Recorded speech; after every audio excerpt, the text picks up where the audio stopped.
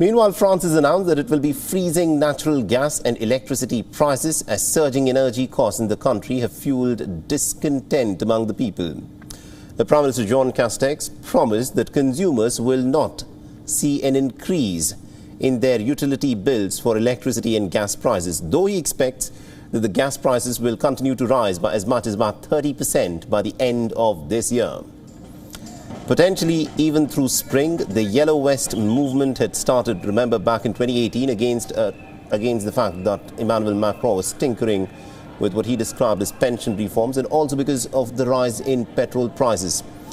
Back then, the Yellow Vests had taken to the streets of Paris on a weekly basis to raise their concerns about the inept handling of certain administrative aspects of pensions and also the cost of living by Emmanuel Macron's administration.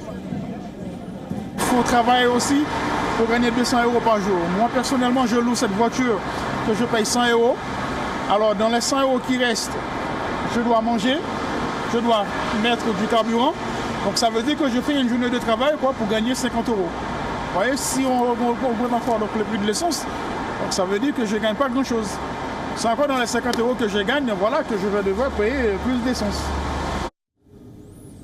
While energy prices have been rising pretty sharply around the world over the last few months, it's particularly severe in Europe. The continent is battling a record-breaking surge in energy prices that is threatening to derail the post-pandemic economic recovery. Prices of natural gas have been rising due to an increased demand globally as countries worldwide lift COVID-19 restrictions and are fully reopening their economies.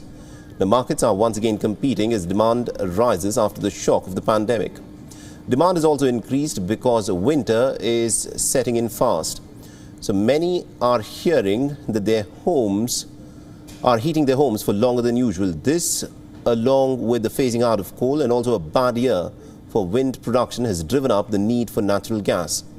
There are also issues in the supply side as well. Since Europe is decreasing its domestic production of natural gas, its top domestic producer of natural gas, the Netherlands, began phasing out its main gas field in 2018.